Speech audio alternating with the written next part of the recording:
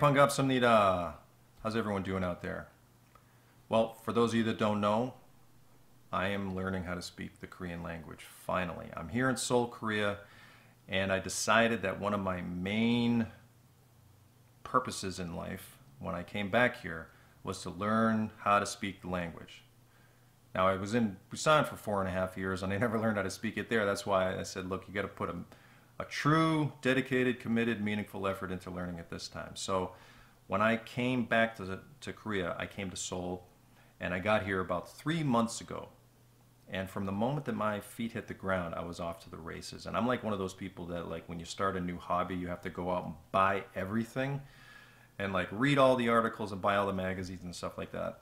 Like someone who's doing cycling, you know, they got to go out and buy the best bike, the shoes with the spikes on it, and the stretchy pants and everything, and they still need training wheels on their bike. But anyway, so I went out, and when I got here, I went out and got a book. I use an application called Anki, which is kind of like a flashcard type of software. I also use physical flashcards, which is something that I'm a big proponent of for studying in general. And I'm going to do a separate video on how I use note cards to learn, because that's what I used to pass my teaching license exam. And that's really a big deal because I had to study here and fly back home to take 3 exams back to back and pass it on the first shot. So because I was doing distance learning, but still had to take the test in person. So I use note cards. What else?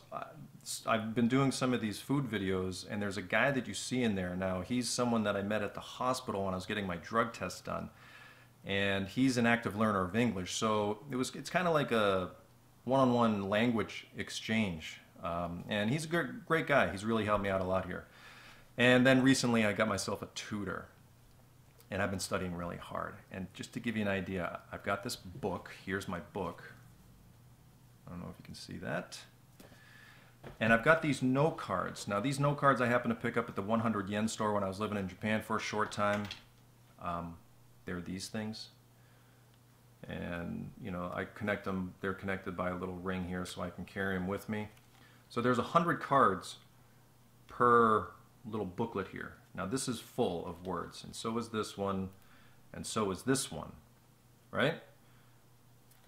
Now, I'm comfortable with going through these cards from Hangul to English.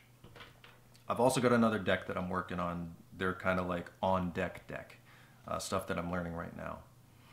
And, you know, all this learning, and I've been putting in a pretty good amount of effort, and all this learning, it only makes me think of these people on the internet that are talking, oh, I learned how to speak another language in 90 days, and here's how you can do it in a month, and, you know, I became fluent.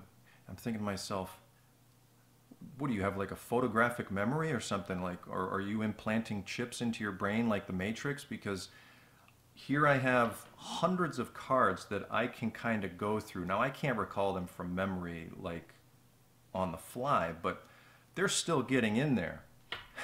And I'm using the book and, you know, and all these other things, tutors and whatnot. And when I start to feel a little bit comfortable and I go outside, one of two things happens. Either all the information dumps out of my brain, or I say something and like the person doesn't understand what I'm saying. Then I'm just left standing there looking like a jerk. Rare occurrence is when I say something and they actually understood it, and I want to do like a touchdown dance. But there's also a flip side to that. If they understand it, they think, oh, this guy can speak Korean. Also, hey, he looks Korean, and I am Korean, so they're like, hey, this guy. And then they just start. There's a tsunami of conversation coming from the other person, and I'm just like, whoa, time out. You need to keep that stuff over there, because I only know like 10 words off the top of my head. But so I'm like, what is it that what do I have to do to be able to apply it? You know, I'll be honest with you, it's kind of discouraging, because, you know, here I am feeling kind of comfortable, and I know it's only been 3 months, but I go outside and I fall apart. But the one thing that keeps me in the game is, as you may know, I practice a sport called judo.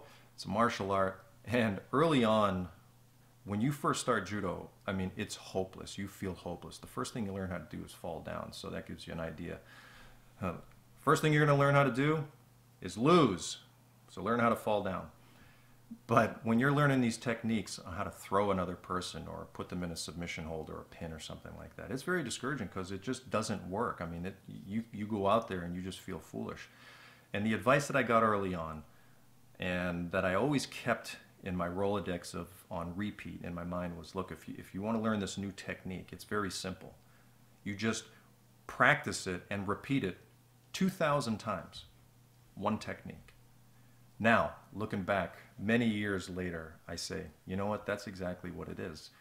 Several hundred times, they say repetition is the mother of mastery, is the term that I've heard and the saying that I've heard. And that's kind of what it is. Now that I've done some of these techniques hundreds and hundreds of times, thousands of times over the years, well, it's second nature to me now. And so I say, look, it's probably going to be the same way for learning how to speak Korean. But right now, it's a little discouraging. So for any of you out there that might be like polyglots or like photographic memories with like off the chart IQ or some gift or whatnot, and you have some advice for me, please pipe up and leave it in the comments section. I'd love to hear about it.